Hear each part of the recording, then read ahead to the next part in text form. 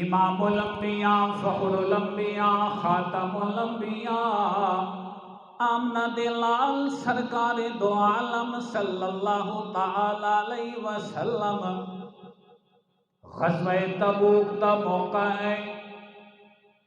امام الانبیاء اپنے جان سارانو وفادارانو حبدارانو لے کے جا رہے ہیں۔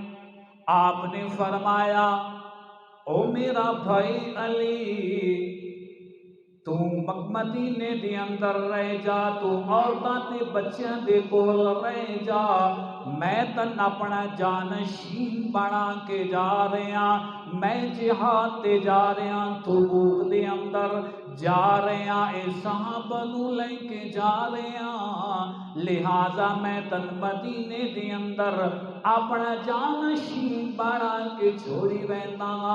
حضور جا رہے ہیں، حضور قافلہ لے کے مدینے جو روانہ ہو گئے۔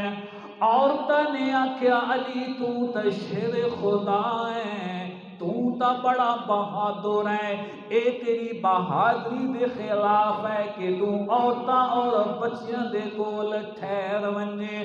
علی دے جذبات گرم ہوئے، حضرت علی رضی اللہ تعالی عنہ بھی چل پے، مقام حرم تے جم کے ملاقات ہوئی۔ حضور فرمایا علی میں تن مدینے دے اندر عورتاں تے بچیاں دے کول چھوڑ کے آیا آس۔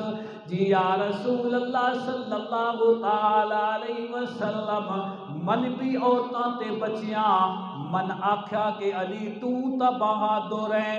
اس موقع تے حضور فرمایا کیا علی تو اے پسند نہیں کریندا کہ جویں موسیٰ کوئی طور تے جان لگے آن تے اپنا جانشین ہارون بنا کے گیان، اے علی میں تن مدینے دی اندر اپنا جانشین بنا کے آیا، تیری مثال ہارون جیسی ہے۔